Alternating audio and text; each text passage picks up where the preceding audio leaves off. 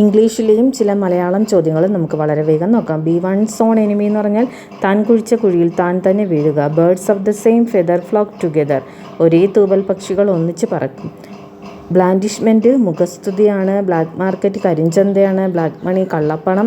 Book warm പുസ്തകപ്പുഴു. Bread and butter എന്ന് വെച്ചാൽ ഉപജീവനമാണ്. ബ്രഷ് ഓഫ് തള്ളിക്കളയുക എന്നാണ്. ബ്രൂട്ട് മെജോറിറ്റി എന്ന് വെച്ചാൽ എന്താണ്? മൃഗീയ ഭൂരിപക്ഷമാണ്.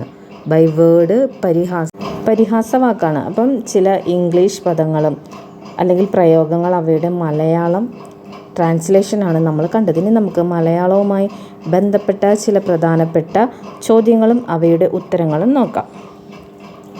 അപ്പം മലയാളത്തിലെ ആദ്യ തുള്ളൽ കൃതിയാണ് ചോദിക്കുന്നതെങ്കിൽ അത് കല്യാണ സൗഗന്ധികമാണ്. ഏത് വിഭാഗത്തിലാണ് അത് പെടുന്നത്? ശീതങ്കൻ തുള്ളലാണ്. ആദ്യ തുള്ളൽ കൃതി കല്യാണ സൗഗന്ധികം. ആദ്യ ആട്ടക്കഥയാണെങ്കിലോ രാമായണം ആട്ടക്കഥ. എഴുതിയത് കൊട്ടാരക്കര തമ്പുരാൻ. ആദ്യ ഖണ്ഡകാവ്യം മലയവിലാസം AR രാജരാജവർമ്മ. ലക്ഷണമൊത്ത ഖണ്ഡകാവ്യമാണെങ്കിൽ വീണപ്പൂവ് കുമാരനാശാൻ, അറിയാമല്ലോ. സാഹിത്യമാസികയാണെങ്കിൽ വിദ്യാവിലാസിനിയാണ്. കോഴിക്കോടിൻ്റെ കഥാകാരൻ എന്നറിയപ്പെടുന്നു SK പൊറ്റക്കാടിനെ. ആദ്യ ആത്മകഥയാണ് ആത്മകഥ. അതാരാണ്? വൈക്കത്ത് പാച്ചു മൂത്തത്. ആദ്യ നോവൽ കുന്തലത. അപ്പു നെടുങ്ങാടിയാണ്. ലക്ഷണമൊത്ത നോവലാണെങ്കിൽ ഏതാ? ഇന്ദുലേഖയാണല്ലേ. ഇന്ദുലേഖ O ചന്തു മേനോൻ. ആദ്യ ചെറുകഥ വാസന വികൃതി. വേങ്ങയിൽ കുഞ്ഞി രാമനാണ്. വേങ്ങയിൽ കുഞ്ഞി രാമനാണ്. ആദ്യ ആട്ടകഥ രാമായണം ആട്ടകഥ കൊട്ടാരക്കര തമ്പുരാൻ. ആദ്യ ഖണ്ഡകാവ്യം മലയവിലാസം. ലക്ഷണമൊത്ത ഖണ്ഡകാവ്യം വീണപ്പൂവ്. സാഹിത്യമാസികയാണെങ്കിൽ വിദ്യാവിലാസിനി. ആദ്യ ആത്മകഥ ആത്മകഥയാണ് ആരുടെ? വൈക്കത്ത് പാച്ചുമൂത്തത്. അപ്പോൾ ഇനി നമുക്ക് കുറച്ച് നദികളും അവയുടെ പ്രധാനപ്പെട്ട അണക്കെട്ടുകൾ നമുക്ക് നോക്കിയാലോ. അൽമാട്ടി ആണെങ്കിലോ അത് കൃഷ്ണ നദിയിലാണ്, കർണാടക. അൽമാട്ടി കൃഷ്ണ നദി കർണാടകയാണ്. ഹംപിയിലൂടെ ഒഴുകുന്ന നദിയാണ് തുംഗഭദ്ര. സർദാർ സരോവർ ഡാം നർമ്മദ ഗുജറാത്ത്. സർദാർ സരോവർ നർമ്മദ ഗുജറാത്ത്. കക്രപ്പാറയും ഉക്രായി ഇത് രണ്ടും താപ്തി നദിയാണ്, ഗുജറാത്താണ്. എളുപ്പം അല്ലേ? കക്രപ്പാറയും ഉക്രായും എവിടെയാണ്? താപ്തി നദിയിലാണ്. ഇത് രണ്ടും ഗുജറാത്തിലുമാണ്. കൃഷ്ണ രാജസാഗർ ആണെങ്കിൽ കാവേരി കർണാടക. നാഗാർജുനസാഗർ കൃഷ്ണ തെലുങ്കാന ആന്ധ്രയിലൂടെയാണ്. തെഹരി ഭഗീരഥി ഉത്തരാഖണ്ഡ്. പോങ് അണക്കെട്ടാണെങ്കിൽ ബിയാസ് ഹിമാചൽ പ്രദേശാണ്.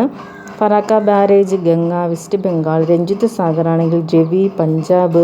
ഗാന്ധി സാഗർ ചമ്പൽ മധ്യപ്രദേശ്. ഉറി ചലം നദി ജമ്മു ആൻഡ് കാശ്മീർ.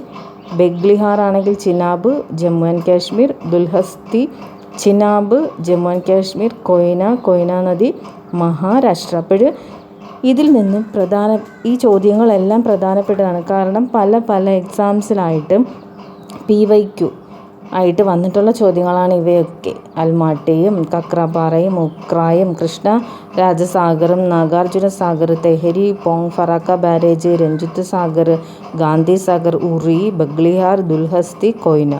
അപ്പോൾ ഈ അണക്കെട്ടുകളും അവ ഏത് നദിയിലാണ്, ഏത് സംസ്ഥാനങ്ങളിലൂടെയാണെന്ന് നന്നായിട്ട് തന്നെ പഠിക്കുക. ഒരു മാർക്ക് നമുക്ക് സുഖമായിട്ട് നേടാൻ പറ്റുന്ന ഒരു മേഖലയാണ് ഇത്. അപ്പം ഇത് നന്നായിട്ട് തന്നെ 2-3 തവണ വായിച്ച് നിങ്ങൾ പഠിക്കുക. അടുത്ത നമുക്ക് കുറച്ച് മലയാളം ഭാഗം നോക്കിയാലോ. വ്യാകരണം അറിയുന്നവന് എന്താണ് പറയുന്നത്? വൈയാകരണൻ അല്ലേ. വ്യാകരണം അറിയുന്നവനാണ് വൈയാകരണൻ. നിയോഗിക്കുന്നവനെയാണ് നിയോക്താവെന്ന് പറയുന്നത്. നിയോഗിക്കുന്നവനെ നമ്മൾ പറയുന്നു നിയോക്താവ്. അപവാദം പറയുന്നവനെയാണ് എന്താന്ന് വിളിക്കുന്നത്? പരിവാദകൻ.